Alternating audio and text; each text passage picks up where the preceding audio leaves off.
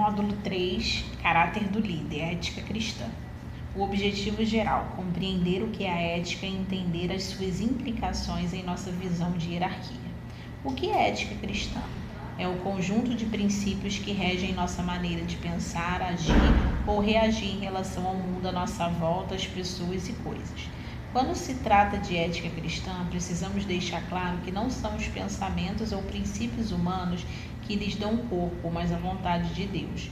Ela se baseia na vontade de Deus, que é absoluta e, consequentemente, imutável. A ética cristã está fundamentada no próprio caráter de Deus e expressa quem Ele é. Estrutura do poder versus estrutura de serviço. É a Bíblia que estabelece como deve ser o exercício de liderança no reino de Deus. Estamos tão acostumados com a estrutura de poder existente no mundo que, ao lermos a Bíblia, usamos o óculos da hierarquia. A uns estabeleceu Deus na igreja, apóstolos, em segundo lugar profetas e em terceiro mestres.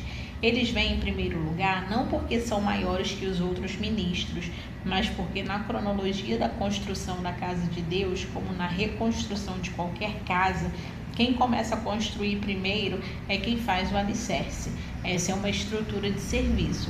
Apóstolos e profetas são especialistas no leitinho, fundamento, que deve ser ministrado aos membros de uma igreja nascente ou para alguém que é recém-nascido em Cristo.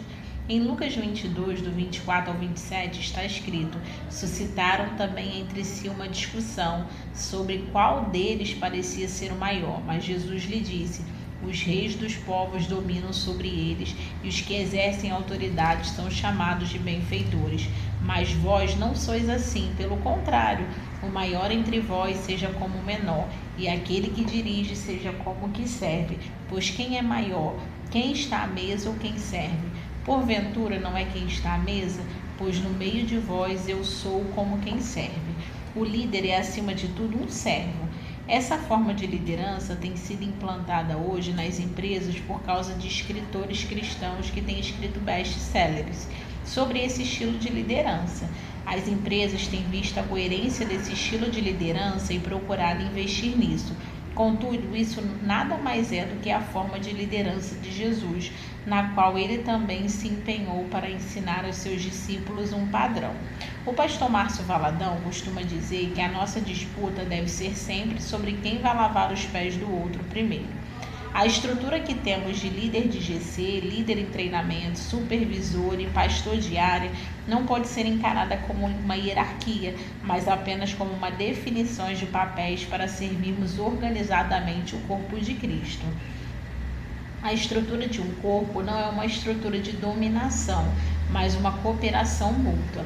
Não devemos ver o que fazemos como um cargo, mas como um encargo, não como um título, mas como uma função de servo.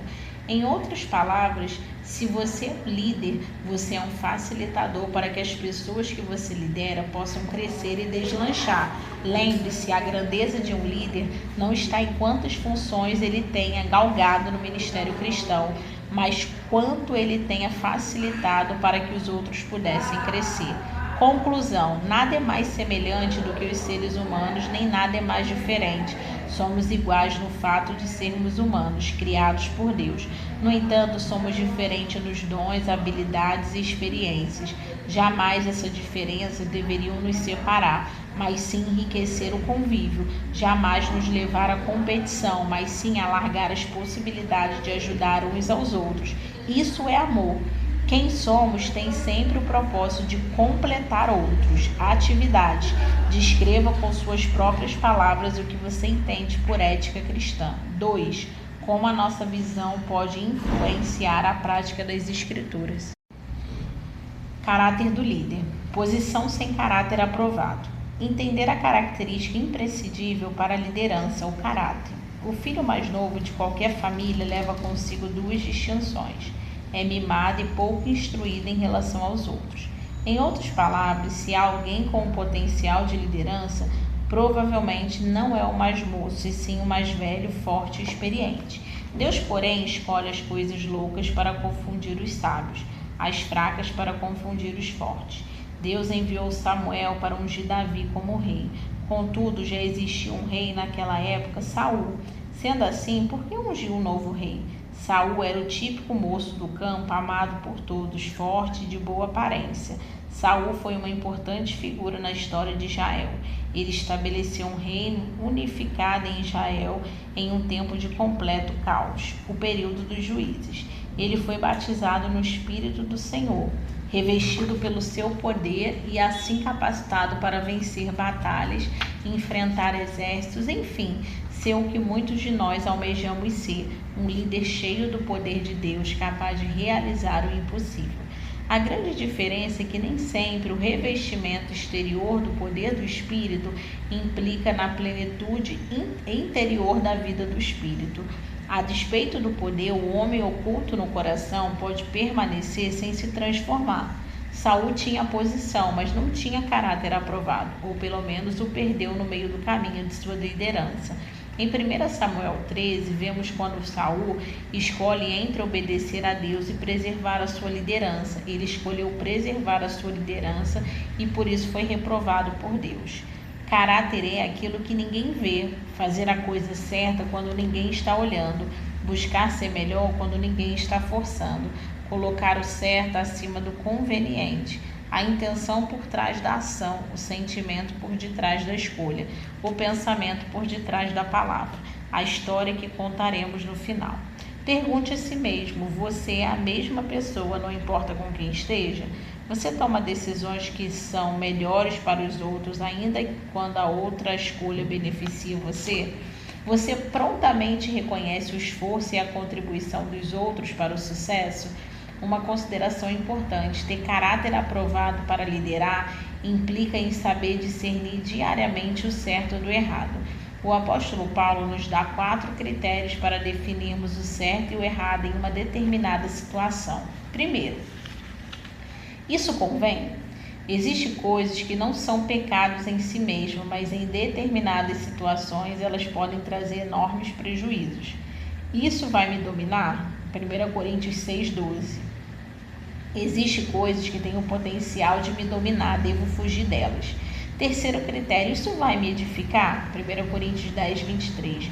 Portanto, vede prudentemente como andais, não como necios, e sim como sábios, remindo o tempo, porque os dias são maus. Efésios 5:15-16. Quarto critério, isso vai escandalizar? Não se precipite em impor as mãos sobre ninguém. Paulo, em sua epístola pastoral ao jovem líder Timóteo, o advertiu a não colocar pessoa em posição de liderança precipitadamente.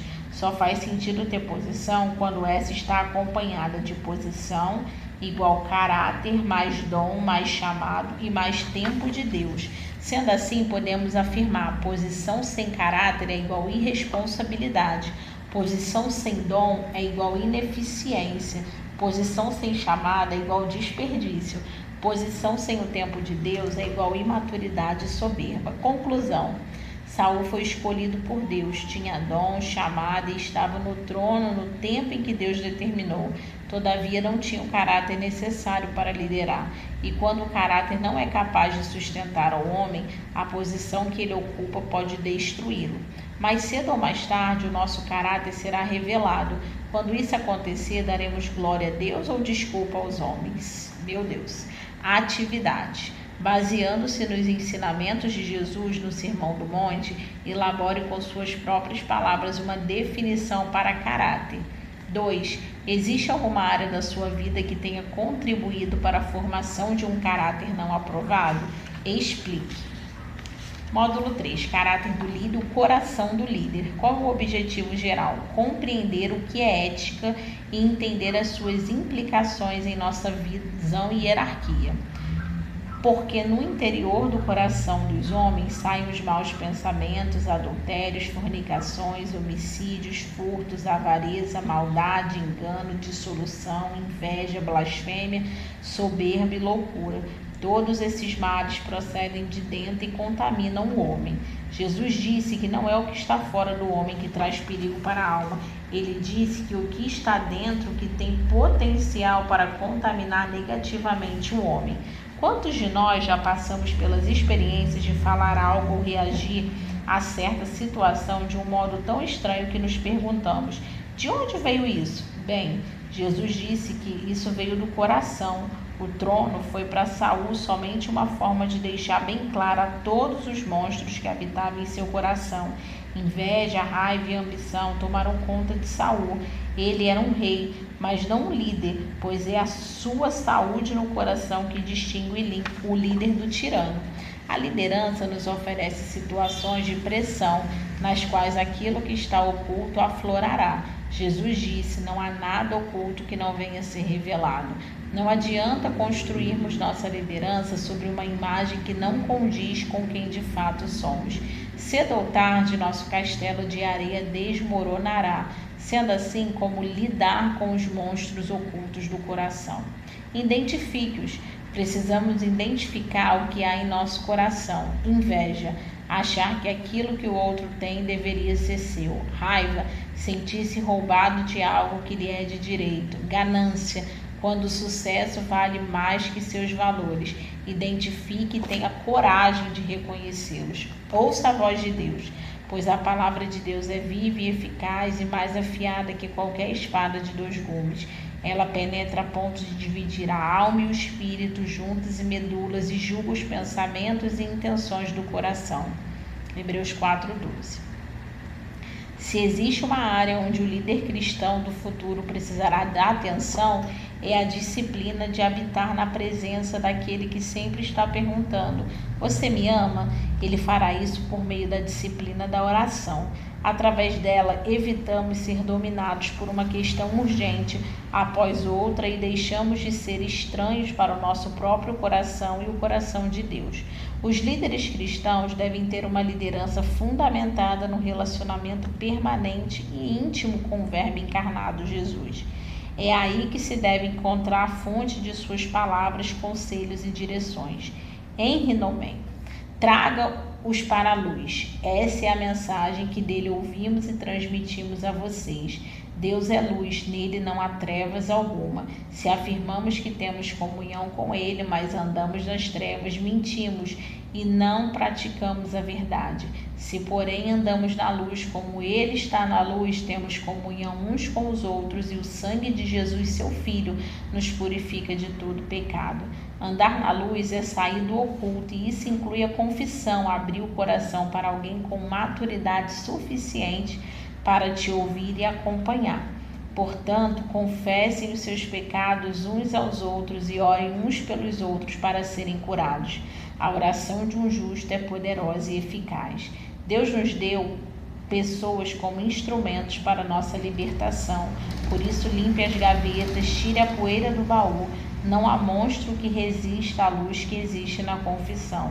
Quando Davi derrota Golias, o povo começa a reconhecer em Davi o rei que ele foi ungido para ser. Saul, porém, sente-se ameaçado pela presença de Davi e decide primeiro matá-lo como uma lança em seu palácio. Contudo, não teve sucesso. Depois emprega uma violenta perseguição para matá-lo. E o jovem pastor de ovelhas o que fez? Fugiu solitário, passou a fazer das covas da sua casa, das cavernas o seu lar. Vida devocional, a oração. A intimidade do Senhor é para os que o temem, os quais ele dará a conhecer a sua aliança. Definindo a oração. A oração é a única porta para o autoconhecimento genuíno e também a principal maneira de experimentarmos profunda transformação, a reordenação dos nossos afetos. A oração é o modo pelo qual Deus nos concede muitas das coisas inimagináveis que tem para nós. Aliás, do ponto de vista de Deus, a oração confere confiabilidade para que Ele nos dê muitas coisas que mais desejamos. É a maneira que conhecemos a Deus, o caminho para enfim tratá-la como Deus. A oração nada mais é do que a chave para tudo que necessitamos fazer a ser na vida. Timothy Keller.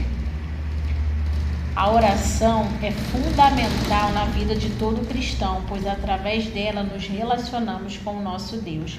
Pesquisas realizadas em várias igrejas do mundo que têm como estilo de vida o GC apontam que o líder mais frutífero e que multiplica muitas vezes o seu GC não é aquele que aplica uma técnica apurada, mas aquele que tem o hábito de orar todos os dias pelo seu GC. Orar diariamente pelos membros do GC transforma seu relacionamento com eles. Eles o reconhecerão e seguirão sua liderança espontaneamente. Leitura da palavra. A Bíblia é uma coleção de livros, ao total 63, 39 do Antigo e 27 do Novo.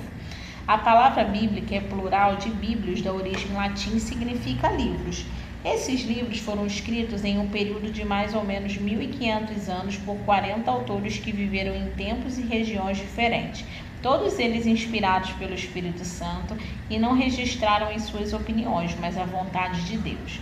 Assim sendo, a Bíblia é a palavra de Deus, portanto, é de fundamental importância lermos a Bíblia diariamente para nos abastecermos da palavra de Deus e permitir que o Espírito Santo consolide essa verdade em nós. Salmo 119:5 diz: Lâmpada para os meus pés é a tua palavra e luz para os meus caminhos. Faça um plano diário de leitura bíblica e cresça ainda mais no conhecimento de Deus. Jejum não é uma dieta para equilíbrio do organismo, regime para emagrecimento, penitência, greve de fome. O jejum é, pois, uma disciplina que nos conduz a fixarmos nossa atenção em Deus, nos ajuda a deixar coisas que nos controlam, nos deixa mais sensíveis às coisas espirituais. De fato, muitas situações em nossas vidas precisam que a oração esteja acompanhada pelo jejum. Jesus mesmo teve um longo período de 40 dias e noites de jejum e oração. Na liderança é importante jejuarmos pelo nosso rebanho e nossos GCs. Conclusão: Deus facilmente tem líderes como Saul que oram por poder, porém ele está à procura de outro tipo de homem, aqueles inscritos na escola de quebrantamento. Sim, a esses Deus pode delegar autoridade e saber que ele será exercido segundo a sua vontade. Porém agora não subsistirá o teu reino, já tem buscado o Senhor para si um homem segundo o seu coração. Cabe a cada um de nós a decisão que não importa o que aconteça conosco, não seremos como Saul que encontra justificativas para tirar lanças, seremos como Davi que guardou seu coração da ofensa, da amargura e do ressentimento. A ironia de ser um líder de caráter é que a disposição em fazer o certo pode pôr em risco seu avanço. Nem sempre o caminho mais direto para onde você quer ir é o caminho mais ético. Precisamos estabelecer os valores que para nós são inegociáveis antes que as tentações aconteçam e decidir fazer o que é certo, custe o que custar. São em momentos assim que você descobre muitas coisas a seu próprio respeito. Você descobre o que mais valoriza. Essa é a diferença entre líderes íntegros e líderes com boas intenções. Understanding. A atividade. Como podemos manter o nosso coração sempre sadio? Cite versículos bíblicos. Como você tem conduzido a sua vida devocional? O poder da influência. Trazer a consciência que toda pessoa, mesmo que em pequena proporção, é uma influência no meio em que vive. O que Jesus espera por meio dela é que seja uma boa influência que o mundo precisa. Conteúdo. Pergunte a si mesmo: quão importante é para você o seu sucesso? O que você estaria disposto a sacrificar pelo sucesso da sua liderança? Em que ponto o que você chama de foco tem se tornado uma ambição descontrolada? Qual é o seu indicador de sucesso? Fidelidade ou visibilidade? Qual história você quer contar ao final? Também juntaram-se a ele todos os que estavam em dificuldade, os endividados e os descontentes. E ele se tornou o líder deles. Havia cerca de 400 homens com ele. 1 Samuel 22:2. Quando Davi estava fugindo de Saul, veio ao seu encontro os homens do pior tipo possível, que não se sujeitaram a qualquer tipo de autoridade, regras e normas, mas que encontraram em Davi um líder. Lemos que esses homens que se tornaram guerreiros, que devotaram uma lealdade sem igual a Davi, como essa transformação aconteceu? Eis aqui a grande verdade. Se não existe liderança antes da posição, não existirá depois dela. Davi não tinha o trono, mas tinha seguidores. Isso fez dele um líder. Para homens como esses, que não se sujeitam a nenhum regulamento, Davi os inspirou com seu exemplo, atravessando a dor com dignidade e integridade. Não foram suas palavras, e sim sua vida que fez desses homens seus seguidores. Você não será um líder até que o grupo que você estiver liderando afirme isso. Você obtém a posição de líder pelo caráter e pelos relacionamentos autênticos. Jenny Wilkes. Davi construiu credibilidade, relações e confianças e cuidado que geraram a submissão voluntária desses homens. E como disse Cabot Roberts, se o meu povo me entende, eu tenho grande atenção. Se o meu povo confia em mim, eu ganho sua ação. Você tem sido uma referência para os outros que te seguem? Quando as pessoas se aproximam de você, se tornam mais sedentas por Jesus? Qual tipo de influência sua vida tem sido? Você pode ensinar o que você sabe, mas você reproduz quem você é. John Maxwell. Certa vez ouvi falar que integridade era a distância entre a vida pública e privada de alguém. Uma pessoa considerada íntegra teria uma distância mínima entre esses dois extremos, ou seja, ela seria fiel aos seus valores, crenças e comportamentos, independente de onde ou quem estivesse. Se pararmos de pensar, certamente concluiremos que essa definição é no mínimo sensata e ideal para termos como leite ao olharmos para nós mesmos. Isso porque temos a tendência de projetar uma imagem de nós mesmos de acordo com aquilo que gostamos em nós e principalmente com aquilo que almejamos ser. Porém, nem sempre essa imagem projetada é íntegra. O problema disso é que passamos a realmente acreditar que somos essa projeção e a viver de acordo com isso. Apesar de ser ideal ter uma visão positiva sobre nós mesmos, essa não é a solução para as coisas que acontecem na realidade e que precisamos lidar com elas. Por exemplo, não importa o quanto mostrarmos para as pessoas que somos felizes, projeção, se na realidade estamos deprimidos, realidade. É com isso que devemos nos preocupar, não com o parecer, mas com o ser. Como líder cristão que vale a pena ser seguido, esse é um valor de extrema importância que devemos prezar. Integridade é o lugar onde o discurso de alguém é encontrado em sua vida cotidiana. É a leveza de poder ser você mesmo, seja com os seus familiares ou com os seus pastores. É a paz de saber que o seu secreto dá credibilidade e base para a sua vida pública. Confiar em Deus e viver uma vida de integridade, justiça e respeito são chaves para nos guardarmos contra o ataque do inimigo prevalecente em nossas vidas. Quando líderes interagem com seus liderados usando a máscara da projeção, o resultado gerado é a construção de relacionamentos superficiais, onde você não é conhecido e não conhece as pessoas de verdade.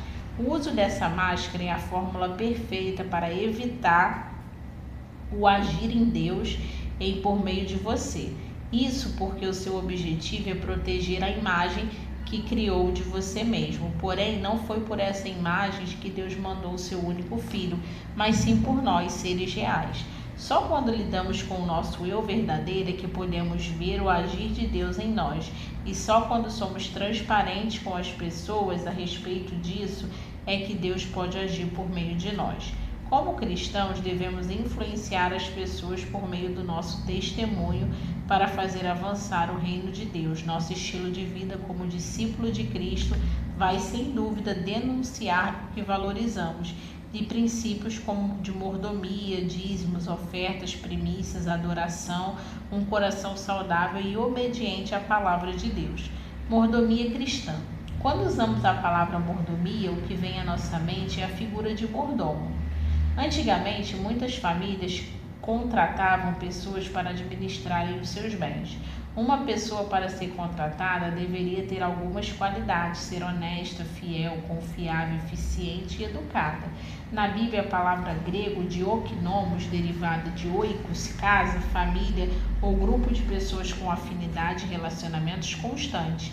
Na igreja, servimos uns aos outros como oknomos. 1 Pedro 4,10. Nos nossos dias, ouvimos falar sobre maus mordomos do dinheiro público. São pessoas que ocupam cargos públicos e os usam em benefício próprio.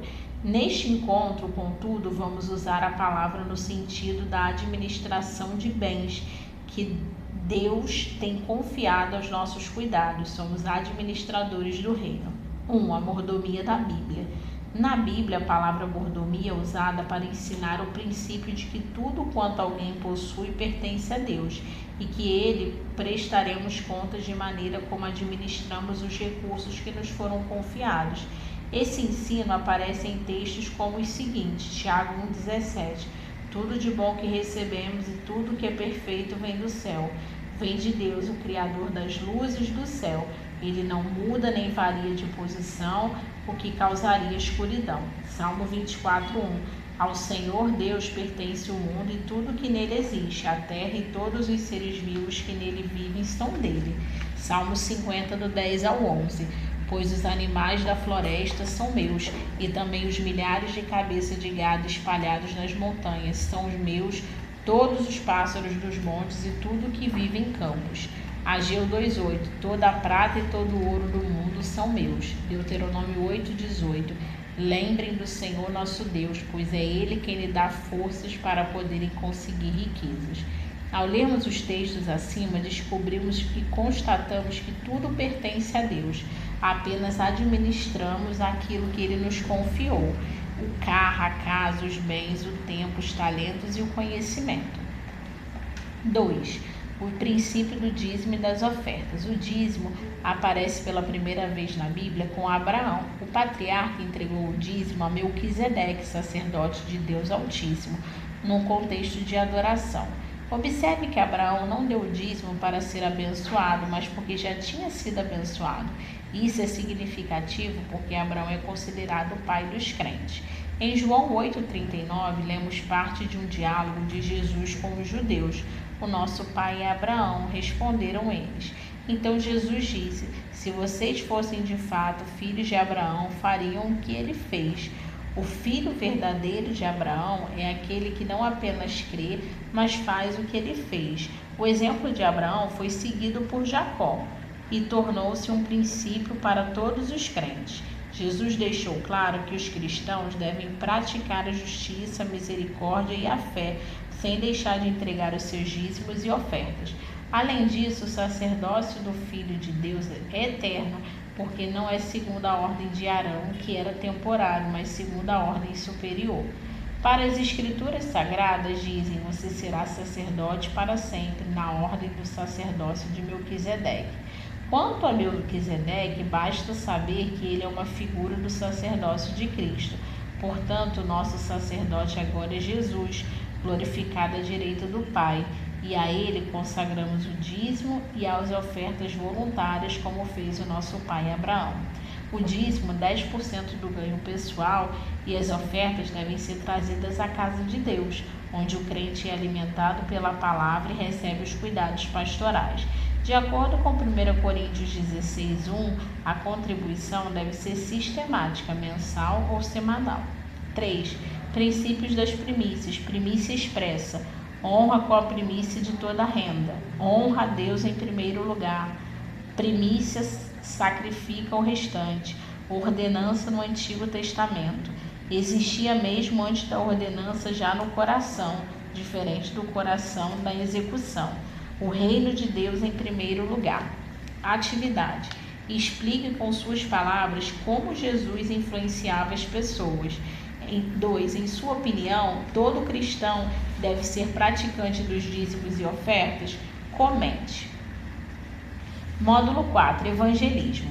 Princípios do evangelismo. Objetivo geral: compreender que evangelizar é compartilhar o evangelho do reino, ou seja, a possibilidade do ser humano se colocar debaixo do governo de Deus por meio da vida, morte e ressurreição de Cristo. A evangelização está relacionada à vida do GC e o estilo de vida dos seus membros. Ela deve acontecer prioritariamente no dia a dia do crente, no convívio com as pessoas do seu relacionamento. Evangelismo como estilo de vida. O apóstolo Paulo acrescentou rapidamente à sua nova vida esses princípios fundamentais, o evangelismo. Logo em seus primeiros passos, depois de convertido, mostrou que compreendeu o que Jesus disse em Mateus 28:19. Ide, portanto, e fazeis discípulos a todas as nações. construiu um modelo prático e eficiente baseado em sua experiência de conversão, facilitando assim o entendimento de seus ouvintes para que estes se rendessem ao senhorio de Cristo. Vamos observar em Atos 26 três grandes movimentos de Paulo. Quem ele era antes de Cristo. Paulo conta com detalhes que ele procedia sem ter a consciência de Cristo e nos versículos 4 ao 12 descreve muitas das ações e atitudes para desdenhar da verdade. Faça um exercício, escreva em até 10 linhas quem era você antes de Cristo. B. Como foi o seu encontro com Cristo? Paulo faz questão de dizer como se deu o seu momento de conversão, a decisão mais importante que tomou na vida em seu diálogo com Jesus. Dos versos 13 ao 16, relatou que o fruto desse encontro fez dele uma nova criatura, alguém que trabalharia para o reino, levando outros a Cristo. Faça um novo exercício, escreva em até 10 linhas como foi o seu encontro com Cristo. C. O que passou a fazer depois da sua conversão? Paulo começou a pregar Cristo de uma maneira firme e determinante, convicto do seu chamado para testemunhar acerca daquele que mudará a sua vida. Dos versos 17 ao 23, falou da única mensagem que pode mudar de fato a vida de uma pessoa. D. Faça mais um exercício, escreva em até 10 linhas uma mensagem evangelística, ou seja, como você falaria de Jesus para um não convertido. Como desenvolver evangelismo no GC?